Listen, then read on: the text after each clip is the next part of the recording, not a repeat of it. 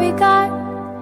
Cheers to the wish you were here, but you're not. Cause the drinks bring back all the memories of everything we've been through. Toast to the ones here today. Erika dice, hombre o mujer, dice, pues hoy tengo ganas de comer pollo asado. La persona que quiere cumplir la satisfacción corre por el pollo asado, trae el pollo asado y lo pone en la mesa, y entonces la histérica va a ir a lo que falta. Entonces le va a decir, pero no trajiste los chilitos jalapeños, o no están las patitas fritas que me gustan. Entonces va a apuntar a lo que no trae, a la falla del otro, a lo que al otro se le pasó.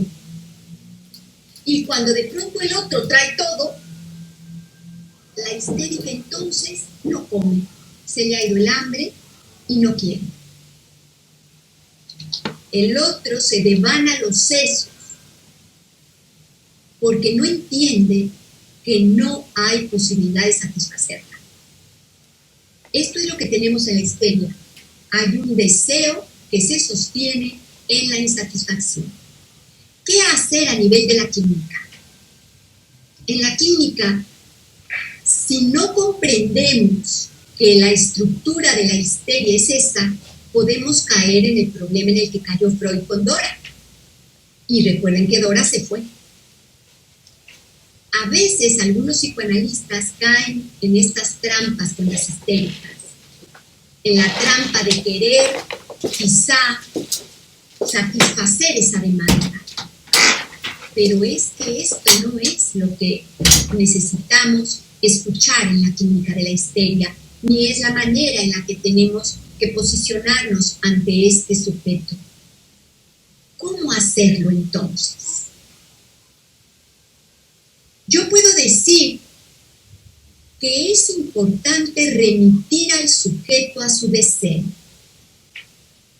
La histérica necesita ser sujeto de deseo. Pero esto es un problema importante, porque, por ejemplo, si nosotros remitimos a la histérica a su deseo y pensemos que el deseo de la histérica es, en este caso que yo les apuntaba, que el novio o que la pareja vuelva a tener deseo sobre ella. Si la chica o el chico histérico le pide al otro, le demanda el deseo sexual y está con alguien que tiene una problemática de histeria, vamos a obtener lo contrario. Entonces, esto es lo que es importante visualizar a nivel de la sexualidad. La sexualidad humana es muy compleja. Mañana voy a tener el gran gusto, para los que quieran escucharlo, de dar la tertulia sobre el diario de una ninfómana. Es una película maravillosa que está basada en un libro de Valérie Tasso, una mujer francesa que ejerció la prostitución. Escribió un libro que se llamó El diario de una ninfómana y que se publicó en 2008 junto con la película. La película aquí en Madrid, el cártel de publicidad, traía una mujer en bragas metiéndose la mano dentro del pubis y fue rechazado ese cártel de publicidad. Y estamos hablando 2008. Valérie Tasso ha tenido muchas entrevistas en relación a lo que escribió. Ella, como prostituta que ejerció y que actualmente se dedica a terapeuta de sexología, habla abiertamente de la problemática de la sexualidad desde donde ella la mira. Y una de las cosas que ve es precisamente esto que estamos intentando hablar aquí. El sexo en los humanos es problemático, es complejo, porque ocurre lo que yo decía del conejo persiguiendo la zanahoria. Se cree que se quiere algo y a la hora de que ese algo se tiene, se ve que no es eso lo que se quería. Entonces tendríamos que visualizar qué es lo que realmente se quiere, si es que eso es posible de decir. En todo caso, en este texto se plantea la estructura histérica desde la problemática del tener y del no tener. Podemos decir que una estructura histérica está posicionada en el no tener y por lo tanto tiene un problema del sacrificio, porque la histérica hace algo que tiene que ver con no soportar la castración, que sería la imperfección, y entonces se queda en cosas que son bastante románticas. La histérica es alguien que romantiza completamente el amor y en muchas ocasiones se pierde de lo que implicaría realmente amar, tratando de encontrar y de alcanzar un ideal a su mente que no existe en realidad. Y eso es algo que en perspectiva desde el psicoanálisis podemos intentar llevar a un sujeto con estas características a encontrar la posibilidad de darse cuenta de esta problemática. Yo encuentro que la mayor parte de los problemas actuales de jóvenes, de adultos, de maduros en esta actualidad de la diversidad sexual, de tantas redes sociales, de tantas cosas que han caído en el mitos, pero que sigue habiendo una problemática sexual muy grande, quizás más grande que antes. Eso es lo que dice Valerie Tasso. Dice que mientras más permisivo se ha vuelto todo lo que implica la sociedad, más problemas sexuales parece haber en jóvenes, en maduros y en viejos. Podríamos abrir la pregunta de por qué. Yo es lo que voy a intentar interrogar mañana a partir precisamente de poder plantear la ninfomanía en las mujeres y poder de alguna manera visualizar la compulsión sexual en las mujeres, un tema bastante poco analizado porque se supone que la compulsión sexual está más del lado de los hombres que de las mujeres. Entonces por eso me ha gustado esta película, porque es una película que va a tratar de visualizar la problemática sexual femenina desde un sitio de compulsión sexual en las mujeres y de una mujer que es la protagonista Valerie, que va a tratar de decirle al mundo: soy libre y me acuesto con quien me quiero acostar y no me importa lo que puedan pensar. No obstante, en la misma película y en la trama nos vamos a dar cuenta que aunque ese es el deseo de Valerie, en realidad no lo logra llevar a cabo porque hay algo allí que le impide tener esa libertad que ella quiere tener. Entonces, como pueden ustedes ver, la problemática del tener y no tener está a nivel psíquico en todos los sujetos, pero también la anatomía hace un destino, porque no es lo mismo en esta sociedad ni en ninguna otra sociedad haber nacido con cuerpo de mujer y haber nacido con cuerpo de hombre.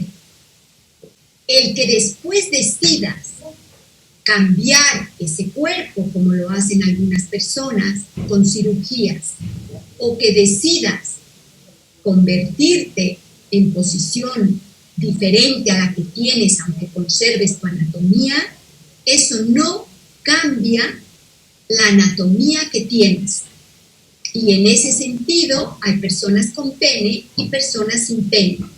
Y aunque el pene no es lo mismo que el falo, a nivel psíquico hay algo del orden de tener y no tener en donde se va a estructurar el psiquismo. Entonces, todo esto es importante para poder entender la estructura histérica. Vamos ahora a visualizar la obsesiva. Decía Fernanda de la Virgen y la Puta: sabemos perfectamente que el neurótico obsesivo está dividido, en el sentido de que no puede amar y desear al mismo sujeto. Ese es un problema tremendo y casi siempre ocurre en sujetos masculinos, pero no quiere decir que no ocurra también en sujetos con anatomía femenina. Mujeres que aman a un hombre pero no lo desean y desean a otro. No pueden conjugar el amor y el deseo en la misma pareja, esa es la problemática del obsesivo. Y está constantemente sufriendo a causa de que no logra tener una sexualidad con la mujer que ama, y entonces tiene que dividir entre la madre de sus hijos y la esposa y la madre, digamos, la que tiene posición de madre, y la puta. Entonces este tipo de hombre pues es el típico que tiene su amante de la secretaria en el trabajo, o la enfermera del hospital, o la otra mujer empresaria de la empresa, que son su amante, y tiene su esposa.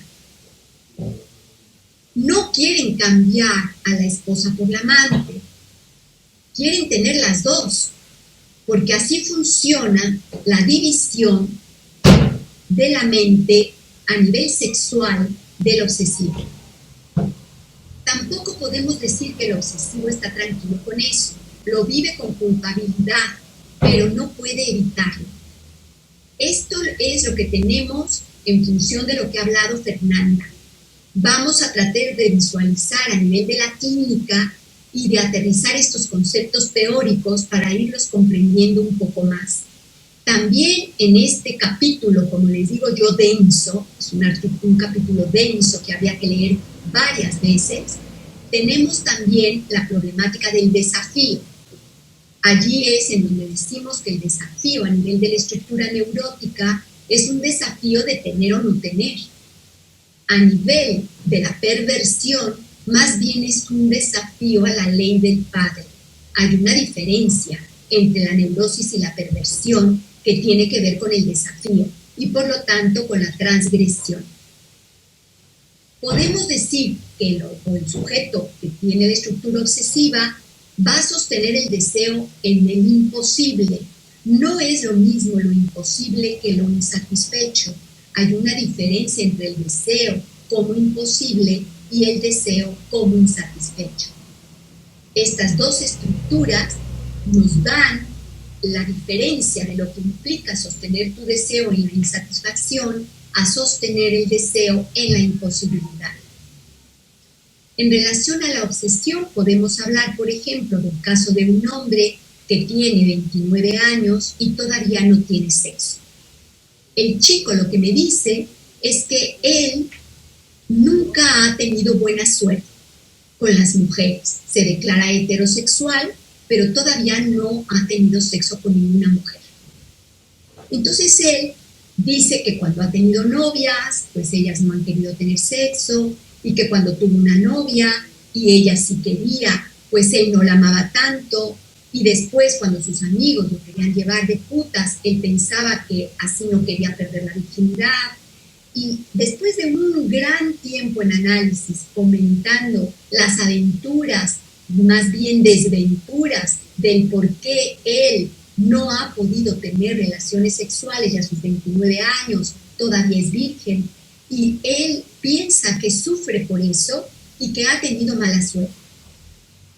Pero en el fondo, volvemos a ver aquí la problemática de algo que tiene que ver con una estructura obsesiva en este caso. Hay algo en su mente sobre una idea que él se ha hecho de lo que querría tener, que es un imposible. Entonces, de alguna manera, lo que le ocurre en la vida cotidiana, lo que puede ser posible, vamos a decir así, no le interesa. Entonces, si hay una chica que quiere acostarse con él, pues esa chica no le gusta a él. Y él va a por otra, que es la que no se quiere acostar con él, y entonces él se queda allí en esta idea de lo que pasa es que tengo mala suerte. Tenemos aquí el deseo sostenido en el imposible, las desventuras de los amores imposibles. Yo recuerdo en una ocasión a un paciente que me decía que veía esta serie de House, que en su momento tuvo mucho éxito, y que entonces en un capítulo House dice que para poder tener una pareja tendrías que hacerte un número del 0 al 10, y si tú te consideras un 8, pues juntarte con otro 8, que porque si tú eres un 5 y quieres un 9, no te va a hacer caso. y que si eres un 2 y quieres un 10, pues tampoco. Creo que es una manera de poder visualizar lo del deseo como imposible.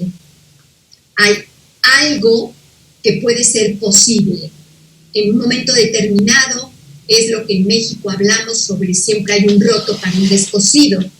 Es algo un poco este dicho que te hace ver de que si tú, digamos, puedes visualizar quién puede desear acompañarte en la vida dentro de lo posible, probablemente encuentres a alguien.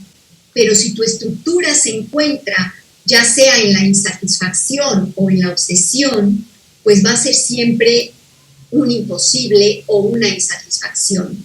Es decir, que si tienes pareja, te va a parecer que no te satisface y siempre vas a sentir que no llega a lo que tú estás esperando tener.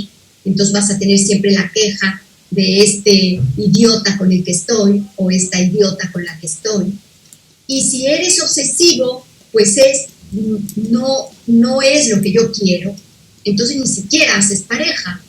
Digamos, te quedas estancado, tratando de postergar el deseo, como este hombre de 29 años, que ya por fin ha pasado al acto sexual después de mucho tiempo de análisis, porque en realidad lo que había como problema no era una mala suerte, era un deseo que estaba estructurado en el imposible.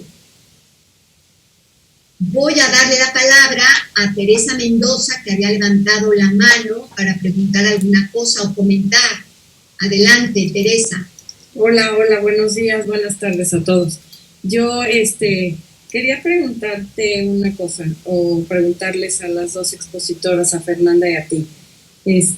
Yo recuerdo una paciente que tiene este trastorno borderline, pero ella deseaba siempre a las parejas de sus familiares, pues, de sus hermanas o de sus primas, y les quitaba el novio. Era un poco histérica, sí, desde luego, porque les quitaba el novio, pero no entablaba nunca un vínculo profundo con ellos, sino simplemente para gozar o satisfacerse en habérselos bajado, ¿no? Por así decirlo, como decimos en México.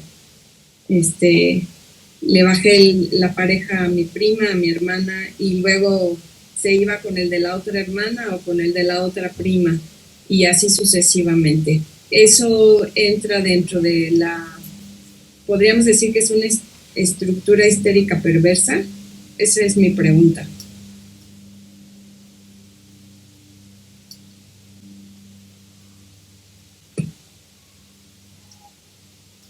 Sí, muy interesante lo que comentas, querida Tere. Yo lo que diría, claro, desde el psicoanálisis, fíjate que nosotros intentamos no hacer diagnósticos. Sabemos que a nivel, digamos, de la formación de cada uno, pues sí que se llegan a hacer diagnósticos desde la medicina, mucha gente. Yo vengo de esa área y siempre de alguna manera nos gusta tener el diagnóstico. Pero desde el psicoanálisis, en realidad, intentamos no hacer diagnóstico porque precisamente hay una problemática a la hora de hacer el diagnóstico y cómo etiquetar a la persona en esto. Yo diría que más bien lo que hacemos es escuchar el discurso del sujeto como para tratar de ver en dónde está el deseo. Por ejemplo, en el caso que tú comentas, pues ella le baja los novios a sus familiares. Entonces tenemos que ver aquí qué se está jugando, porque mira, por ejemplo, la histeria, que sería, por ejemplo, el caso clásico de Freud, de Dora, pues ella no quería justamente bajarle el novio a nadie. El problema de Dora era una pregunta sobre la mujer, y cuando justamente el hombre, que es el esposo de la señora K, le hace caso, digamos así, ella lo rechaza y se echa para atrás. Entonces, en este problema, digamos, de la histeria, hay una problemática como de bajarle el novio al otro, porque lo que tiene la histeria es una pregunta sobre la feminidad. Entonces, tendríamos un poco que que saber un poco más del caso como para poder ver qué se está jugando en esa persona. Yo así, por lo poco que tú comentas, podría decir que se está jugando algo del orden de los celos. Si tu hermana tiene, por ejemplo, un esposo y tú le quieres quitar el marido, o te acuestas con el marido de tu hermana, vamos a decir, a escondidas de tu hermana, vamos a ver qué se está jugando allí. Más allá, digamos, de ese hombre, ¿qué es lo que está diciendo en el discurso la persona? Puede ser que en la infancia esa niña tenga una rivalidad importante con su hermana, puede ser que haya un problema como este que yo he escrito en el libro de Antihermanas, en donde se gesten una serie de odios familiares desde niñas y que se esté vengando de la hermana por alguna razón y que el marido ni siquiera le interese. Cuando alguien le baja el novio a otra persona o la novia, pues tenemos que ir un poco a entender qué se está jugando con la persona a la que se lo estás quitando. Más que la persona, digamos, objeto de deseo que sería el marido, lo que hay en el fondo es algo que tiene que ver con la hermana o con el familiar. Y en ese sentido creo que no podemos dar un diagnóstico de si esto es histeria o esto sería una obsesión o una perversión. Creo que esto es un problema de un sujeto con una situación compleja en donde lo que sí es seguro es que hay celos, hay rivalidad, probablemente hay a la hora de cuando eran niños cosas que hay que escuchar, que nos cuente, para que así podamos ver si se está jugando una venganza, si se está jugando el sentirse de menos con la hermana o con el familiar, si lo que se está jugando es el campo de la perversión o qué es en el fondo lo que se está jugando allí. Más que un diagnóstico, creo que hay que ver si el sujeto sufre, si le causa sufrimiento o más bien alegría. Son cosas que no podemos saber más que cuando estamos en la clínica escuchándolo. Por eso, desde Lacan y desde la enseñanza psicoanalítica, las estructuras como teoría nos sirven para ubicar el deseo de un sujeto y poder ver desde dónde está deseando, por ejemplo, saber si lo que quiere es mantener insatisfecho el deseo o si lo deniega, como es lo que hemos estado viviendo articulando con la perversión, y lo que quiere es ir en contra, digamos, de la ley y desafiarla, o más bien lo que quiere es que está dividido y su deseo es imposible. En ese sentido nos sirven las estructuras y las estudiamos para ver un poco por dónde está la mente de la persona. Incluso los borderline, te puede venir una persona diagnosticada como borderline y a la hora de que le escuchas, pues ves que no tiene psicosis en realidad y que así la diagnosticaron en el hospital porque pues en los hospitales diagnostican. Mucha gente viene con la etiqueta de soy esquizofrénico y probablemente no lo es, o soy alcohólico, y se meten estas etiquetas cuando en realidad desde el punto de vista del psicoanálisis nos viene bien escuchar los diagnósticos que les hayan hecho, pero nos interesa un poco más la posición que tiene la persona.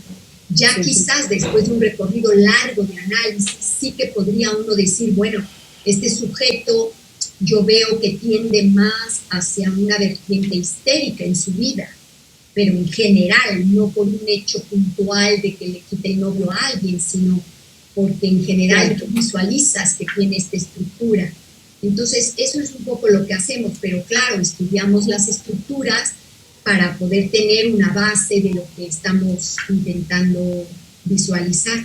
Yo creo que en ese caso hay mucha rivalidad y hay que escuchar mucho cómo fue la vida infantil de esa persona y cómo está también su complejo de Edipo, porque no podemos dejar de ver que cuando una persona se mete con otra persona que ya tiene pareja, no ha salido del complejo de Edipo. ya sea con los padres o con los hermanos. O sea, a mí me viene de pronto un chico y me dice, es que no sé por qué, pero siempre me meto con mujeres casadas, qué mala suerte que tengo. Pues volvemos a lo mismo, ¿no? A ver, mala suerte, pues vamos a ver dónde está el complejo de Edipo allí, si con una hermana, si con la madre, el padre o con quién. Pero es un hecho que si tú te sientes siempre atraído por un triángulo, es que allí todavía no podemos visualizar una salida del complejo de Edipo, aunque la persona sea un poco mayorcilla. Gracias. Eso diría yo. Adelante, Fernanda, a ver qué le puedes decir tú a Teresa.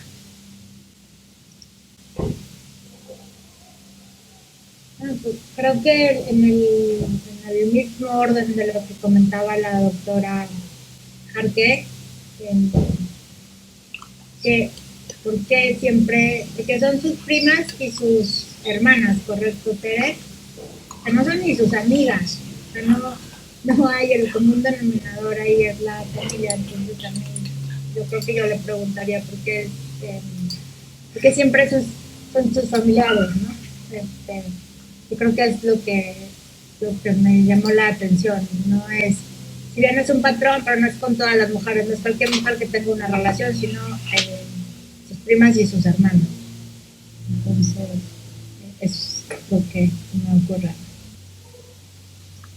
No sé si alguien más quiera comentar alguna cosa de este texto que ha dado mucho, no sé si lo leyeron, y si alguien lo ha leído, que pudiera o ha escuchado lo de Fernanda, que quiera comentar alguna cosa más.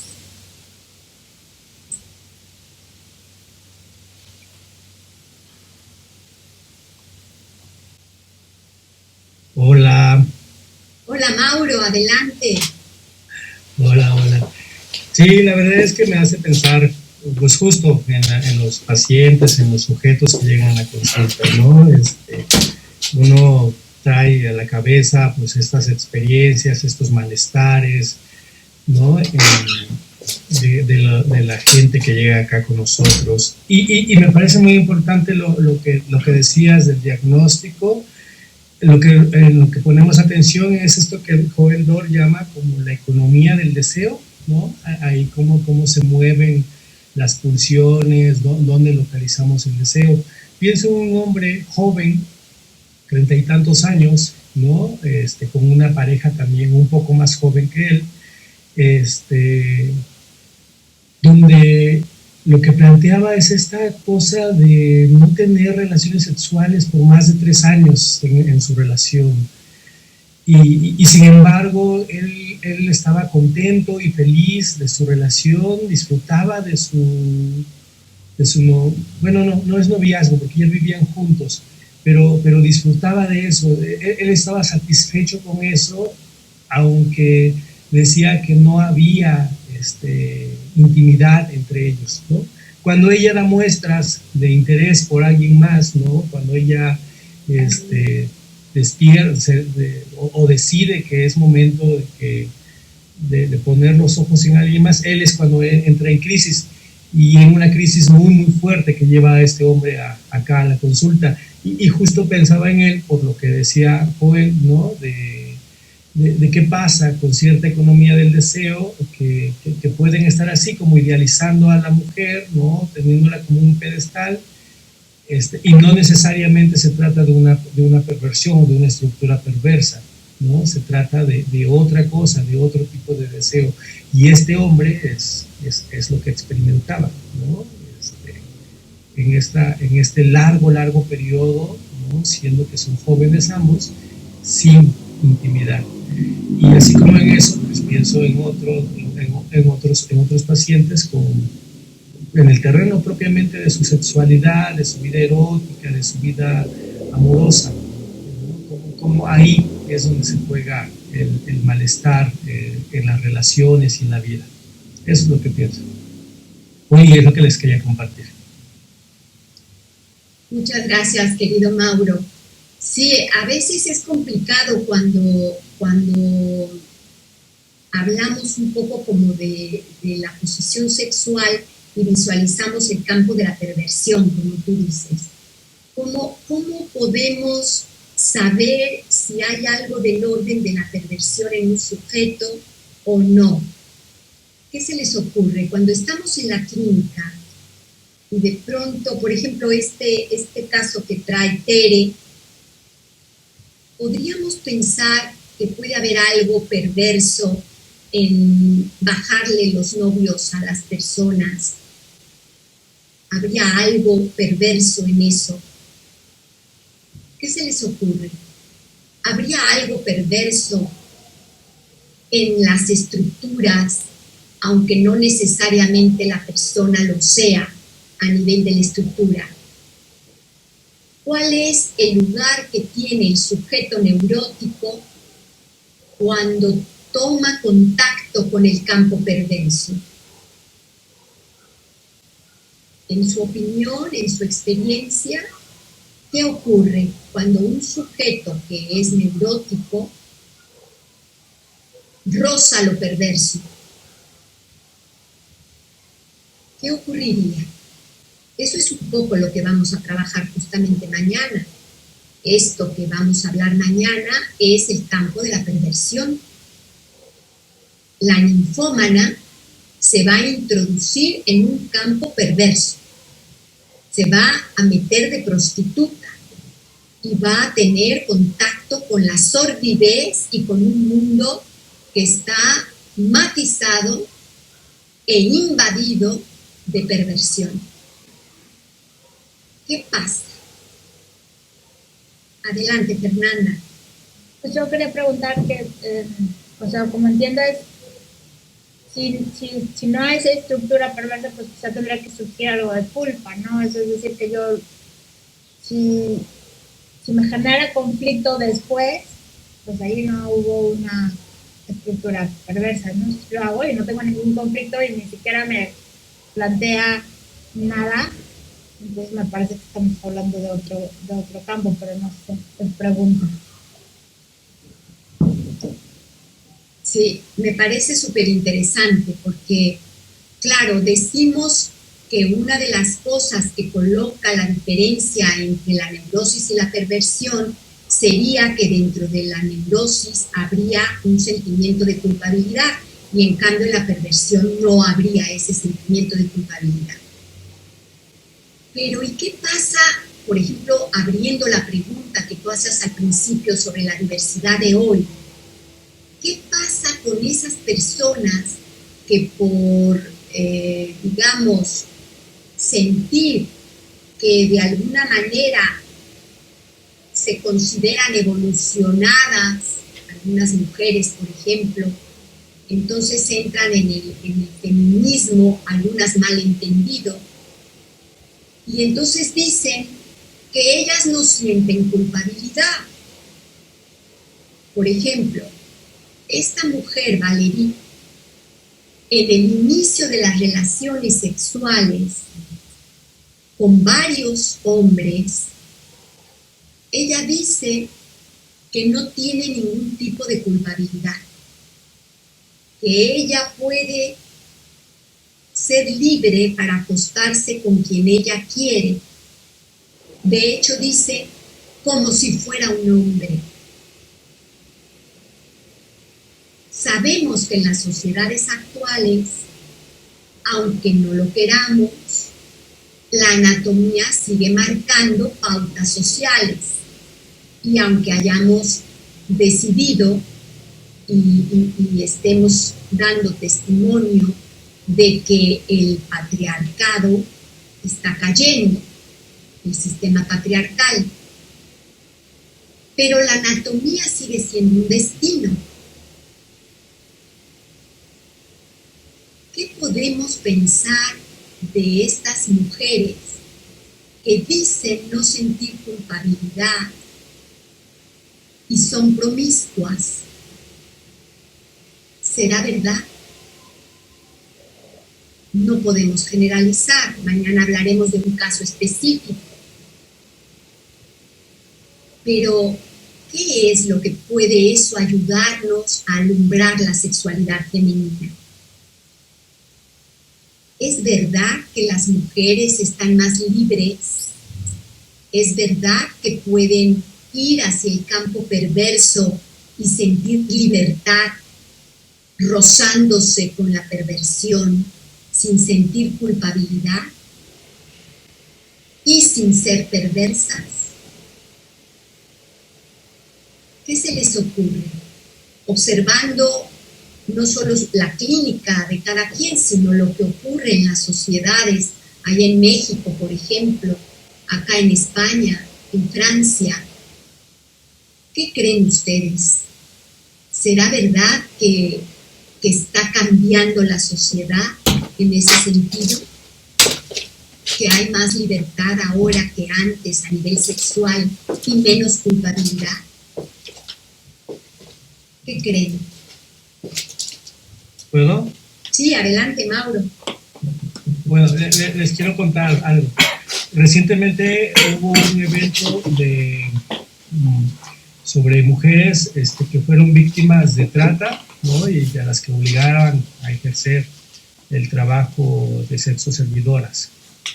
Y en este evento se presentan mujeres trans a interpelarlas, y fue noticia porque lo que una de estas mujeres trans le gritaba a estas mujeres que estaban exponiendo, era que el trabajo sexual al final de cuentas era trabajo. Y fue muy escandaloso porque justo lo que ellas dicen es que se trata de trata, de esclavismo, ¿no? Que eso no es trabajo, por supuesto. Y me llama mucho la atención por la postura, porque conozco sé que hay estas dos posturas, ¿no? Hay quienes defienden que la prostitución es un trabajo que debería ser libre, y hay mujeres que defienden, o corrientes feministas a las que no les parece en lo absoluto. Pero este sujeto en particular, que es una mujer trans, es decir, que tuvo que haber atravesado por todo un proceso para devenir mujer trans, va a interpelar a alguien que además tuvo la experiencia de ser víctima de trata.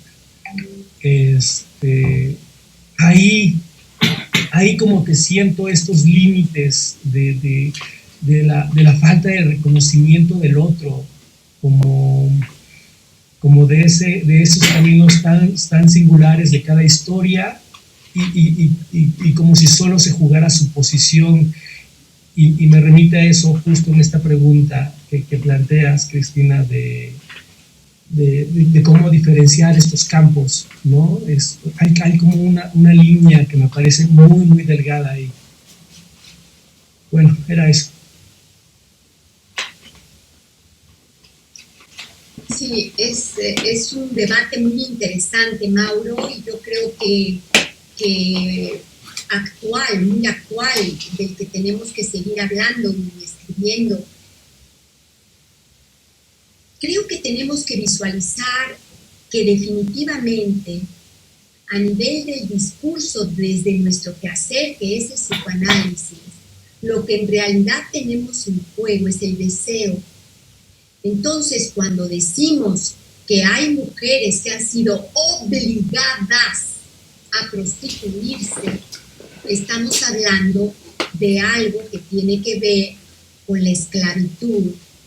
Eso es lo que implica la trata de blancas. Pero Valerie Tasso, por ejemplo, habla de las mujeres cuyo deseo es ser prostitutas, que también las hay. Entonces, ¿qué se hace? Aquí no tenemos realmente una línea tan delgada. Creo que queda claro que en un lado hay deseo de hacer algo y en el otro lado no hay deseo. Hay sometimiento a la obligación de alguien que te ha sometido para prostituirte. Pues creo que allí esto es muy importante y es lo que marca nuestra escucha psicoanalítica. Nosotros como psicoanalistas no vamos a juzgar a una mujer que venga a nuestro consultorio que sea prostituta. Yo he trabajado con prostitutas. lo que vamos a hacer es escuchar las causas por las que ha elegido esta profesión, ese trabajo. Es un poco de lo que vamos a intentar hablar mañana sobre la sexualidad femenina. Es un tema todavía muy poco trabajado y que yo impulso a las generaciones más jóvenes a introducirse en la problemática de la sexualidad, no solo femenina, pero creo que la femenina invade también la masculina, porque es la sexualidad femenina hoy en día muy poco conocida todavía. Y desde la época de Freud se hablaba de qué quiere una mujer y qué es la feminidad, con estas interrogaciones enormes. Y hoy en día, aunque hay cierta posibilidad de respuestas según cada sujeto a nivel particular de su propia sexualidad y de su propia feminidad, sigue habiendo las mismas interrogantes. Yo creo que es importante, más allá de repetir nosotros como loro, digamos, las teorías psicoanalíticas o lo que se ha hablado en Freud, en Lacan, sobre la sexualidad, sobre las mujeres, sobre los hombres, que creo que es muy importante saberlo y tener estas lecturas, no hay que dejarlas de lado, pero pienso que es importante poder llegar a expresar algo del orden particular. ¿Qué es lo que se piensa un sujeto que ha devenido masculino o femenino a partir de su propio análisis, que se ha posicionado como tal anatómicamente y psíquicamente y que decide actuar su sexualidad de determinada manera? ¿Por qué? ¿Y qué es lo que piensa de otros? De otras posturas, de otros pensamientos, de otras posibilidades de vida sexual. A mí me parece muy importante introducirnos en esos temas, porque se habla poco de ellos, aunque estamos en pleno siglo XXI. Hoy en día, creo yo, que estamos llegando a un momento en el que parece que en ciertos temas vamos como el cangrejito para atrás. Eso es lo que veo yo y me asusta. Porque las mujeres de mi generación buscábamos la libertad. A los 16 años ya queríamos irnos de la casa de los padres y queríamos tener aventuras. Las mujeres, hoy en día, muchas mujeres, están como cayendo en un pensamiento, yo diría, retrógrada.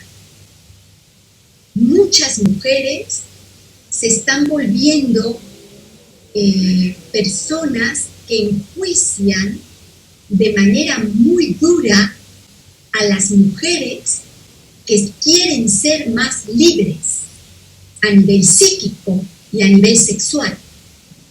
Miren lo que ha ocurrido con la ley del aborto en Estados Unidos y en muchos otros países.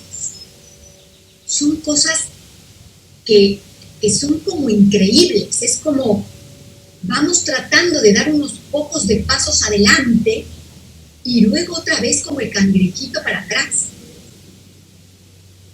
Y eso me parece muy, muy duro. Creo que hay algunas cosas que la vida actual nos hacen reflexionar. Hay que saber muy bien cómo hablarlo, cómo decirlo, porque no es fácil. Se puede tergiversar el discurso y entonces se puede entrar en la cultura de la cancelación. Y ese es el miedo que tiene mucha gente hoy en día. Pareciera que ya no se puede decir nada del orden de lo subversivo, por lo menos intentar problematizarlo o hablarlo. Y yo creo que eso es muy, muy duro porque asusta. Es como volver atrás, como volver a épocas de la Inquisición.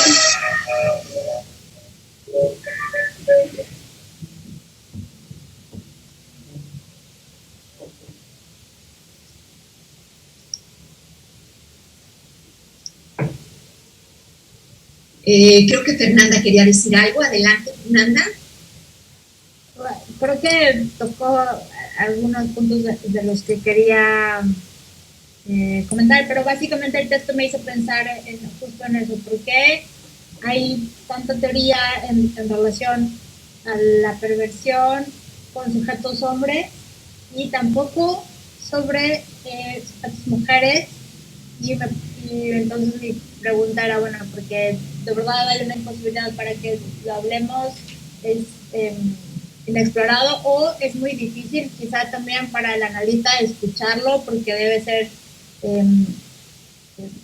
se requiere quizá una apertura mayor, y creo que en ese sentido, como usted comenta, este retroceso que hay en los derechos hacia las mujeres, en la no propiedad, o sea, en el no hacernos dueñas del cuerpo, y que eso no pueda ser reconocido también, así como tampoco la existencia del deseo sexual, que no siempre tiene que ser vía sometimiento, aunque no se entienda como tal.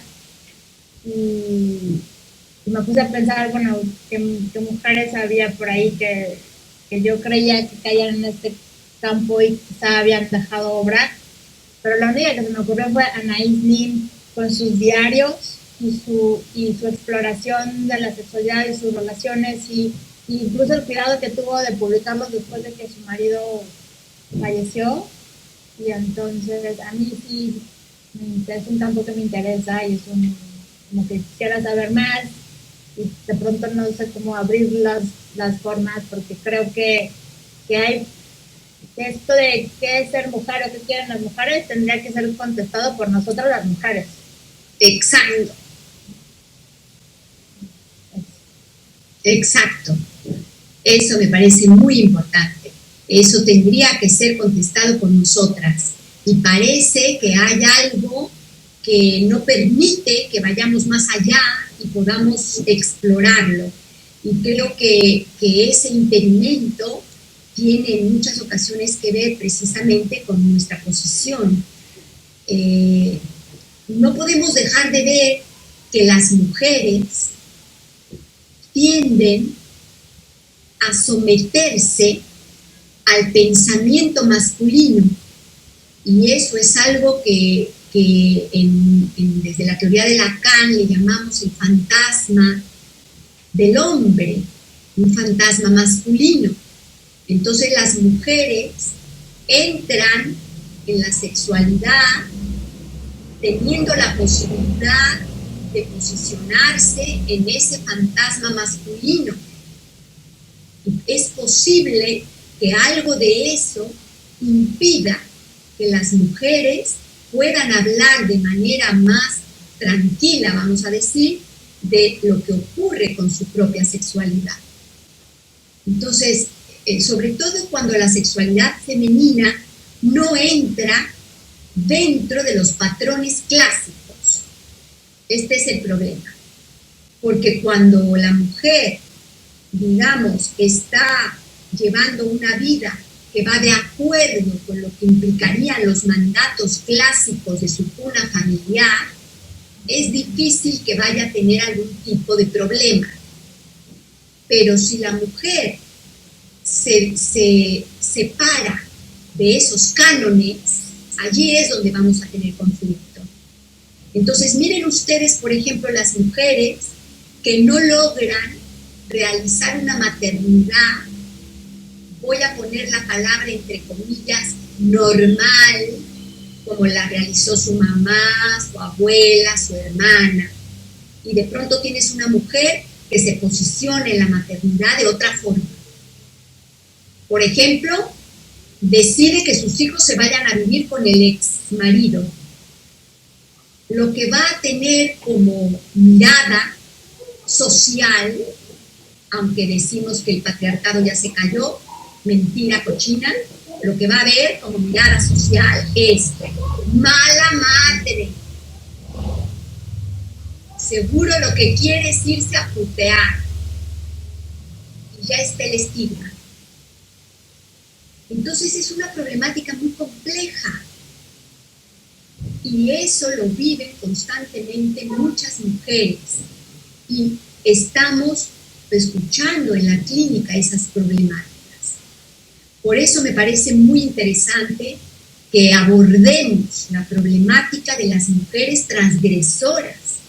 De eso va el artículo que hoy has traído, Fernanda, un texto muy importante. Las mujeres transgresoras. Fíjense cómo las mujeres transgresoras, muchas de ellas terminan suicidándose. Lo tenemos en la vida real y lo tenemos en las novelas. Vean ustedes a Ana Karenina aventándose a las vías del tren. Pero podemos decir, bueno, vino de la pluma de un hombre, ¿verdad? Pero en la vida actual, muchas mujeres terminan suicidándose por no estar a la altura de lo que se supone que tenían que estar, ya sea como mujeres o como madres. La sexualidad femenina va a tener una confrontación a la hora de la maternidad. No hay una compatibilidad entre ser madre y lo sexual. Entonces, esto es un problema muy importante. ¿Cómo lograr seguir teniendo la parcela sexual, aunque también sea la mujer madre? ¿Cómo puede lograr eso? ¿Y qué pasa cuando una mujer de pronto cae en la tentación de echarse un amante? Las transgresiones desde lo femenino, eso es lo que tenemos que abrir como campo en la posibilidad de trabajarlo. Hay mujeres valientes que se animan a hablar. Sabemos que cuando alguien habla se expone y por eso probablemente muchas mujeres prefieren callar.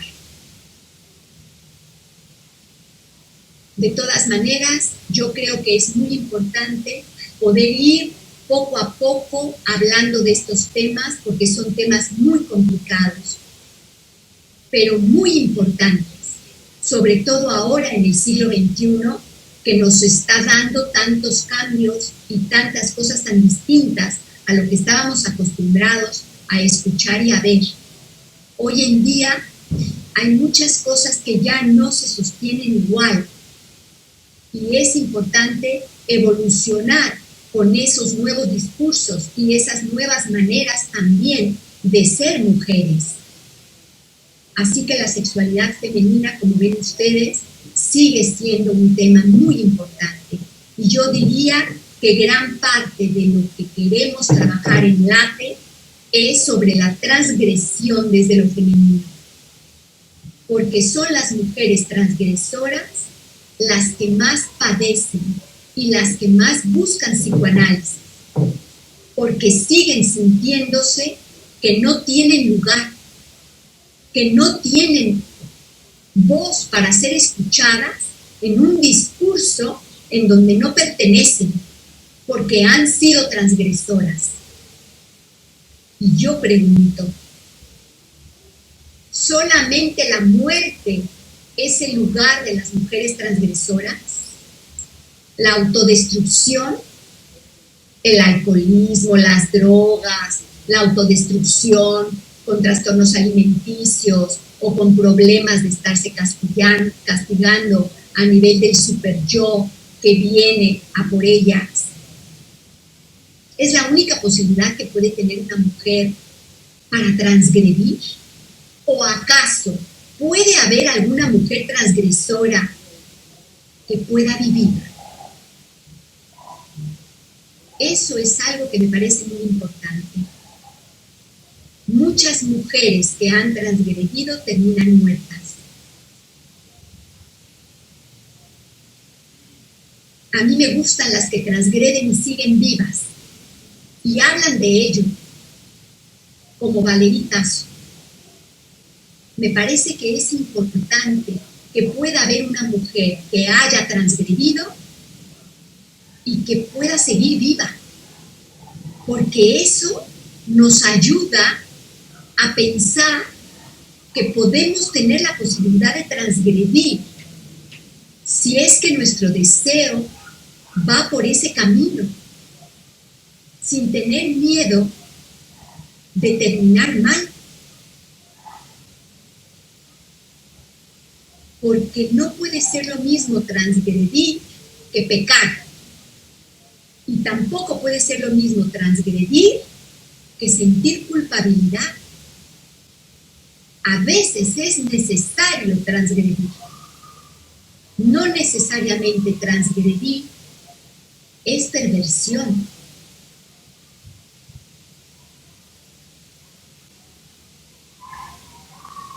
Bueno, pues eso, a ver si alguien más quiere decir algo más, y si no, pues cerramos nuestro cartel de hoy.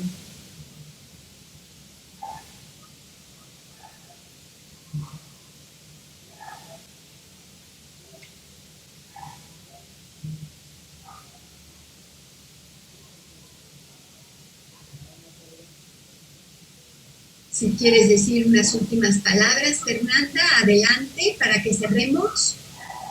No, me quedo con sus palabras, doctora, de no necesariamente transgredir es perversión, y creo que hay mucho camino que recorrer y mucho que hablar, y sobre todo escuchar a las mujeres en el consultorio, ¿no? Así es, Fernanda. Yo creo que es muy importante poderle dar voz a las mujeres, y no solamente a las que estén, por ejemplo, en contra de la prostitución, o en contra del aborto, o en contra de las infidelidades, o en contra de la promiscuidad, o en contra de la homosexualidad. También hay que escuchar a las que están a favor del aborto, a favor de la infidelidad, a favor de la homosexualidad, a favor de lo que puede ser transgresor. Y escuchar por qué está esa persona a favor de, sin juzgarla, y pudiendo darle lugar a su deseo. Yo creo que eso es súper importante, porque ya bastante hemos tenido con la sociedad patriarcal y religiosa para no escuchar el deseo femenino y para no soportar la transgresión desde lo femenino. Y sobre todo las que quieren transgredir lo de la maternidad, que eso ya casi es un sacrilegio. Entonces yo creo que es algo muy, muy importante.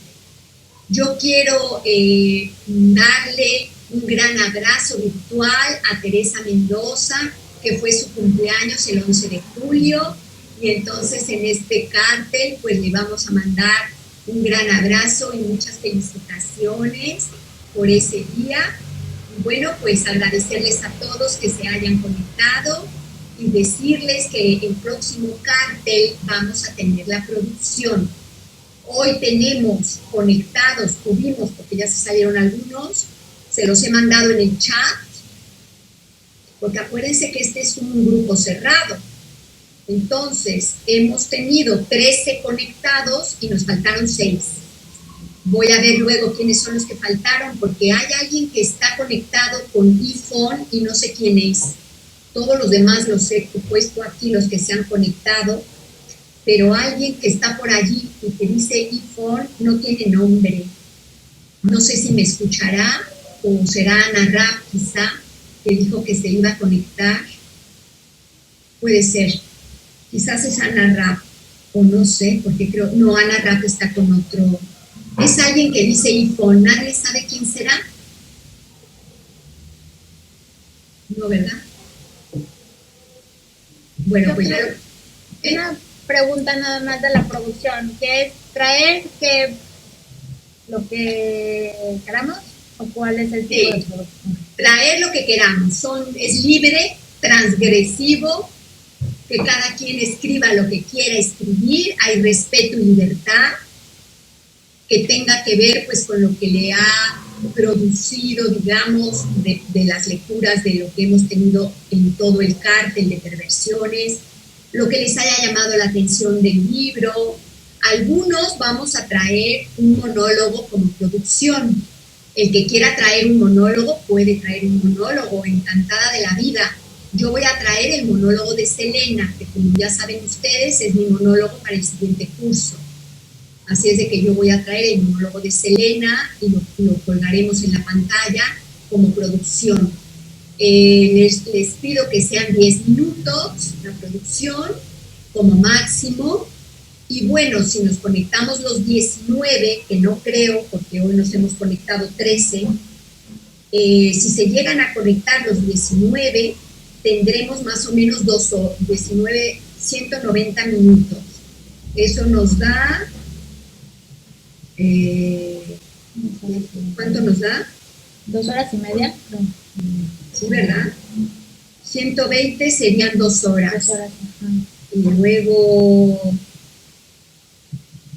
son 3 horas, pasado de 3 horas. 3, ¿verdad, Jesús? Sí. Son 3 horas. Entonces, si nos conectamos todos, serían 3 horas. No sé quiénes se conecten y quiénes no, porque como les digo, ahora hemos sido 13. Pero bueno, yo tengo ya el cártel para la siguiente producción y los he puesto a todos con 10 minutos cada uno. Así es de que si alguno no se conecta, pues pasaremos al siguiente. Entonces, ustedes traten de trabajar algo desde ustedes. Sí pueden, por supuesto, traer citas de Freud, de Lacan, pero nos interesa más que haya como algo propio, algo que les haya hecho a ustedes pensar sobre lo que han leído, sobre lo que se ha hablado, un texto más propio, si pueden, sería genial. Y eso va a ser nuestra producción del siguiente cártel. Y luego, pues las personas que se han quedado en el cártel, pasaremos ya a partir de septiembre a empezar a trabajar el seminario 5 de las formaciones del inconsciente. Entonces, bueno, pues les agradezco muchísimo a todos los que se conectaron. Un abrazo para todos. Los que puedan mañana conectarse para el diario de la ninfómana, los espero con mucho gusto. Y muchísimas gracias, Fernanda. Fue muy, muy interesante todo lo que has traído y sobre todo que ha sido muy profunda tu lectura y te agradecemos mucho el trabajo que te has tomado. Muchísimas gracias a todos. Hasta pronto. Hasta mañana. Bye. Hasta luego. Bye.